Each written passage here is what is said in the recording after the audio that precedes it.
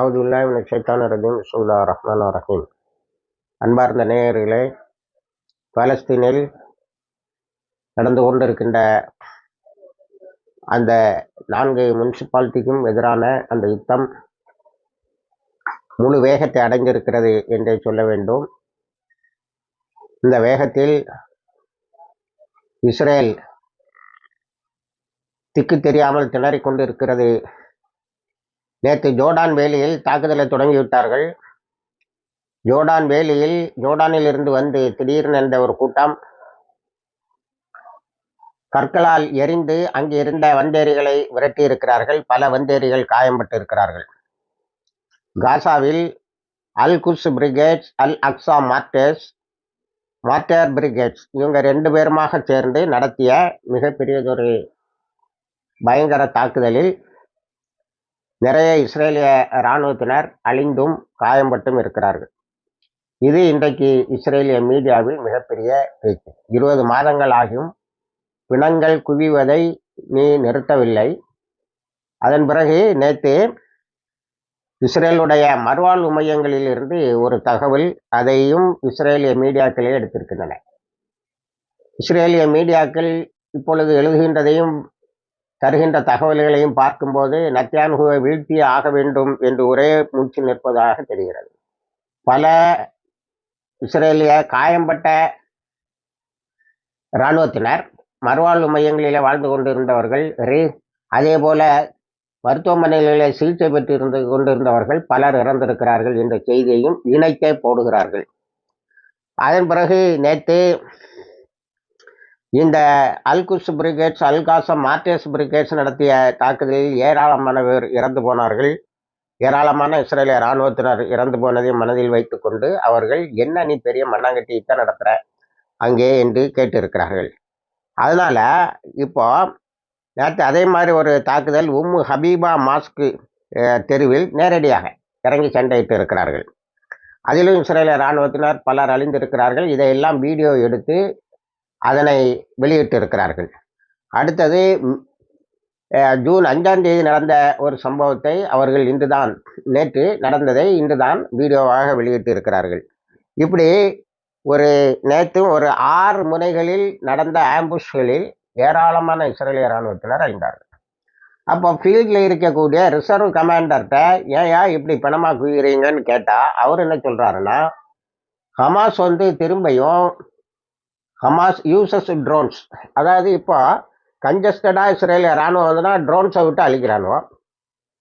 நான் நேற்றும் 2 நாட்களுக்கு முன்னாடி உங்கள்கிட்ட சொன்ன மாதிரி இவங்கள்ட்ட இன்னும் ட்ரோன்ஸு வச்சுக்கிட முடியுது, ட்ரோன்ஸ் இருக்க இடங்களில் இருந்து தாக்க முடிகிறதுங்கிறது மிகப்பெரிய ஒரு ஆச்சரியமான விஷயம். அதை இப்பொழுது இந்த ரிசர்வ் ஆஃபீஸரும் என்ன சொல்லியிருக்காருன்னா, ஹமாஸ் யூசஸ் ட்ரோன்ஸு, அடுத்ததை collecting intelligence on us around the clock, 24 மணி நேரம் நம்மளை பற்றி தகவல் எடுத்துக்கிட்டு இருக்கிறாங்க. இது ஒன்றும் பெரிய கண்டுபிடிப்பு அல்ல. நீ 20 மாசமா அங்கே கூட்டுப்படுகொலைகளை செய்து கொண்டு இருக்கிறாய். அந்த கூட்டுப்படுகொலைகளில் இருந்து நீ செய்து கொண்டு இருக்கின்ற கூட்டுப்படுகொலைகளை பொறுத்து கொண்டா இருப்பார்கள். நீ எங்கெல்லாம் வர, இப்போ நீ ஆப்ரேஷன் கிடியோன் சாரியாட்டுன்னு சொல்லி புதுசாக நான் பெரிய படையை கொண்டு இறக்க போகிறேன், இப்படி பல அறிவிப்புகள், ஜெனரல்ஸ் பிளானு, நெட்சாரிங் பிளானு, இப்படி பல அறிவிப்புகளையும் செய்யும்போது இவர்கள் எங்கிருந்து தாக்க போகிறார்கள் என்ற தகவலை எடுத்துக்கொண்டு தான் இருப்பார்கள். இது அதிசயமானது அல்ல. ஆனால் அவர் சொல்லுகின்ற வேறொரு செய்தி மிகவும் முக்கியமானது. யூசர்ஸ் ரிமோட் மானிட்டரிங் பைனாகுலர்ஸ், ரொம்ப தூரத்தில் இருந்தே நம்ம வருவதை தெரிந்து கொள்கிறார்கள். அதற்காக பைனாகுலர்ஸை பயன்படுத்துகிறார்கள். ட்ரோன்ஸை வச்சு நம்மள்கிட்ட இன்ஃபர்மேஷன் கலெக்ட் பண்ணுறாங்க, நம்மளை பற்றின இன்ஃபர்மேஷன் கலெக்ட் பண்ணுறாங்க. அப்போ ஒரு 4 முனிசிபாலிட்டியாக அவங்க செயல்படலை. ஒரு முழு அளவு வல்லரசை போல இந்த இஸ்ரேலை அவர்கள் தாக்கி கொண்டு இருக்கிறார்கள். இஸ்ரேல் அழிந்து கொண்டு இருக்கிறது. அப்பாவிகளை கொலை செய்வதை அது நிறுத்தாமல் செய்து கொண்டு இருக்கிறது. அடுத்தது போர் முகத்தில் ஜெயிக்க முடியாது அப்படின்னு ஒரு முடிவுக்கு வந்ததை 2 விஷயங்களை வச்சு தெரிஞ்சுக்கலாம். ஒன்று, இஸ்ரேலுடைய இராணுவம் காசாவில் சில கேங்ஸுகளை பிடிச்சி, அது எப்படி எழுதுறாங்கன்னா ISIS போன்ற கேங்குகளை பிடிச்சி அதுகளுக்கு ஆயுதங்களை கொடுக்கிறார்கள். இந்த ஆயுதம் தாங்கிய இந்த கும்பல் உணவுப் பொருட்களை கொள்ளையடிக்க வேண்டும். இப்படி எல்லாத்தையும் பல கேங்குகளை செட்டில் பண்ணி வச்சுட்டு நேற்று 20 ட்ரக்கில் உணவுப் பொருட்களை அனுப்பி இருக்கிறார்கள். ஆனால் ஹமாஸ் கண்காணித்துட்டு இருந்தனால இந்த கேங்குகள் இயங்க முடியவில்லை. ஒன்று. இந்த இது எதை காட்டுதுன்னா, அப்போ உன் ராணுவம் போய் ஒன்றும் சாதிக்க முடியல, உள்ள ஆயுதத்தை கொடுத்து சண்டையிட சொல்லுகிறாய். அதை லேபிட்ங்கிற இஸ்ரேலிய எதிர்க்கட்சி தலைவர் சொல்லியிருக்காரு, முட்டா பயல, நீ வந்து இப்படி அங்க உள்ள சிறு சிறு குழுக்களுக்கெல்லாம் ஆயுதம் கொடுக்க, இந்த ஆயுதங்கள் எல்லாம் உனக்கு எதிராக பயன்படும். இதுல என்ன பண்ணிருங்கன்னா, கிராமப்புறத்துல போய் அந்த கிளான்ஸ்ன்னு சொல்லக்கூடிய அந்த கோத்திரக்காரர்களுக்கு கையில கொடுத்துருங்க. அவங்க ஏற்கனவே பள்ளிவாசல்ல அனௌன்ஸ் பண்ணி ஜிஹாத் செய்துட்டு இருக்கிறாங்க. அவங்கள்ட்ட போய் ஆயுதங்களை கொடுத்துருங்க. இது முட்டாள்தனம் அப்படின்னு சொல்லி எல்லா எதிர்க்கட்சி தலைவர்களும் சொன்னதை இஸ்ரேலிய ஊடகங்கள் வெளியிட்டிருக்கின்றன. இந்த ஆயுதத்தை வச்சு ஒன்னால ஒரு 13 நாடுகளுடைய உதவியோடு நீ போய் இந்த காசால ஹாஸ்டேஜஸ் எங்க இருக்கிறாங்கன்னு கூட ஒன்னால லொக்கேட் பண்ண முடியல. இந்த கேங் வந்து எல்லாத்தையும் கிழிச்சிருவானா? அவனை எவ்வளவு கவனமா கோஆர்டினேட் பண்ணி ஒன்னு அட்டாக் பண்ணிட்டு இருக்கானோ, 12 குழுக்கள் உனக்கு எதிராக சண்டையிட்டு கொண்டு இருக்கிறது. இது முட்டாள்தனம்னு சொல்லியிருக்கேன். அதுக்கு நத்தியானுக்கு என்ன சொல்லியிருக்கேன்னா, நான் அதை ரகசியமா தான் செய்தேன். இப்ப நீ எடுத்து பொது தளத்துல போட்டு உடைச்சு விட்டதுனால ஹமாஸ் இனிமே ரொம்ப உஷாயிருவாங்கன்னு அவன் தோல்வியையும் அங்கேயே ஒத்துக்கொண்டு இருக்கிறான். அடுத்தது 2 அமெரிக்காவில் இருந்து அக்டோபர் 7, 2023 அந்த காசா வளாகத்தில் இருந்து பிடிச்சு செல்லப்பட்டவர்கள் 2 அமெரிக்கா சிட்டிசன்ஸு கேப்டிவ்ஸா இல்லை, அவங்க அங்கே வச்சு இறந்து போயிட்டாங்க. இறந்து போனவங்களோட பாடியை கொண்டு பத்திரமா வச்சிருக்காங்க. அதை இவங்க எடுத்ததாவது பீத்துக்கிட்டாங்க. ஆனால் வேற எதுவும் இஸ்ரேலி மீடியாவும் சப்போர்ட் பண்ணலை, வேற எந்த மீடியாவும் சப்போர்ட் பண்ணலை. அதை அதை வந்து செய்தியாக கொடுத்துருக்காங்க நத்தியானுக்கு, எல்லா பத்திரிகைகளும் போடணும்னு.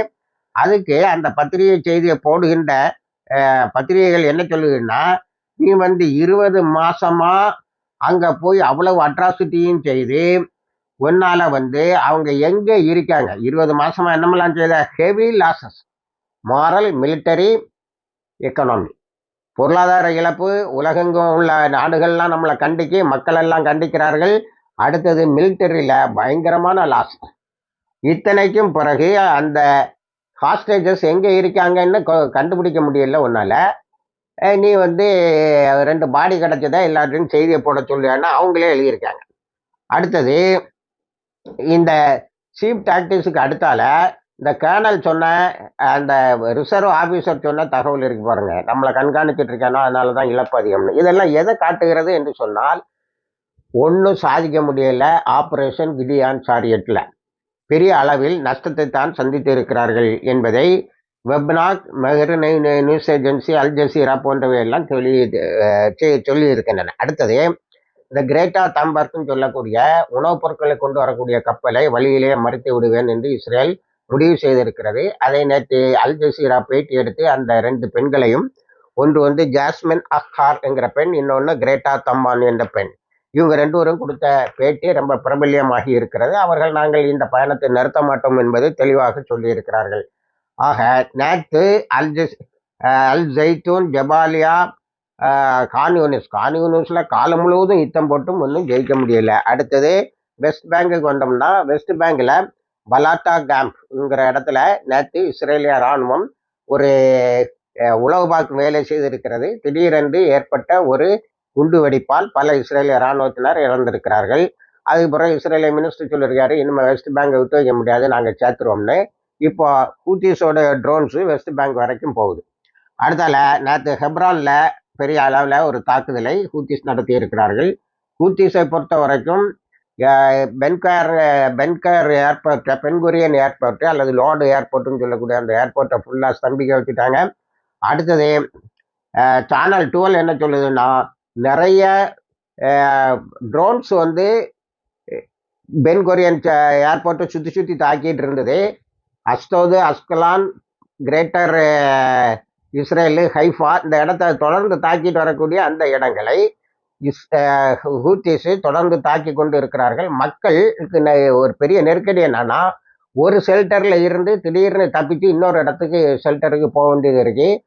சைரன்ஸை ஆன் பண்ணக்கூடிய இஸ்ரேலி ஆபீசர்ஸ் தடுமாறி என்ன சத்தம் கேட்டாலும் டக்குன்னு சைரன்ஸை ஆன் பண்ணி விட்டுறான். உடனே மக்கள் எல்லாம் பதுங்குக்குழிக்கு ஓட வேண்டியதும், பிறகு கொஞ்ச நேரம் கழிச்சு அங்கே வந்து அதிகமான சத்தம் கேட்கும்போது இன்னொரு இடத்துக்கு ஓட வேண்டியதுமாக இந்த டிரான்ஸ்போர்ட்டேஷன் வந்து ரொம்ப சைக்காலஜிக்கல் ஸ்ட்ரெஸ்ஸை கொடுக்குது என்று சொல்லியிருக்கிறார்கள்.